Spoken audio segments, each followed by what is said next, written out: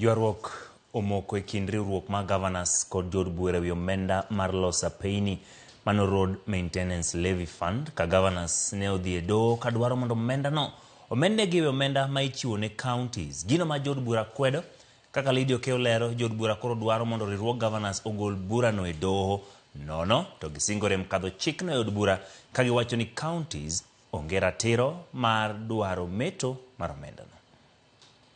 En twak mano ochuo chieng' e od bura odiochieng' manyoro, twak e wi omenda mar loso kendo rito apeyni motesi ni road maintenance levy fund makoro kelo ywaruok e kind riwruok mar gavanas kod od bura mamalo. Omenda ni ma ichiwo ne duol mar kera maloso apeyni manie kor gwenge osebedo kanie bwo piny owacho mamalo ka tije mage irango gi od bura. Kata kamano, riwruok gavanas ne odhi e doho ka dwaro mondo mi omenda ni omedi e wi omenda ma osebedi ka imiyo counties higa ka higa.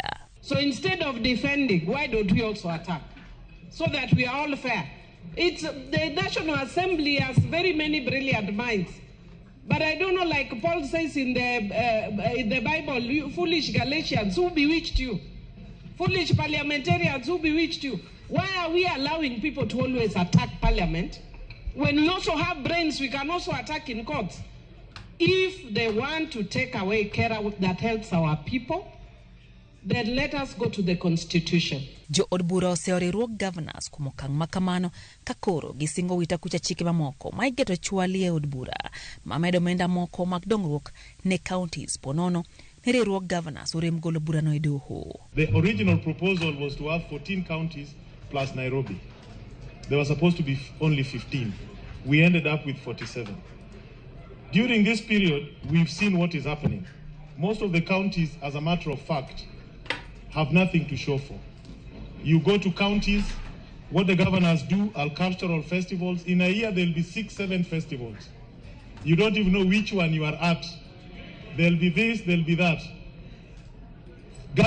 County governments are building posho mills, others are building rice mills, things that even the central government is already divesting from. My grandmother has been growing cassava since Kenya became independent, Mr. Speaker. That's what you are being shown in devolution conferences.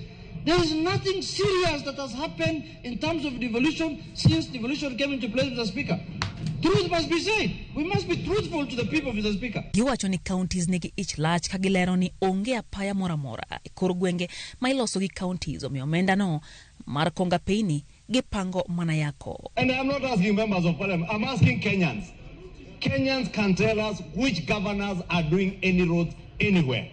If anything, Honorable Speaker, what happens is that the roads that are being maintained by Kera, governors then duplicate the same roads so that they loot from public coffers, Honorable Speaker.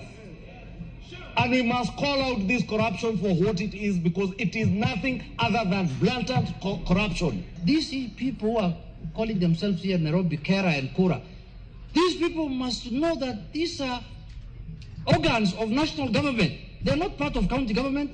They are oversighted by this house. Man en jakom riwruok gavanas Waiguru ne odhi e doho kadwaro mondo mi omenda no maromo siling bilion 10.5 omedi e wi omenda maromo siling bilion 439.5 ma ichiwo negi higa ka higa. Lydia Okeo, Ramogi TV.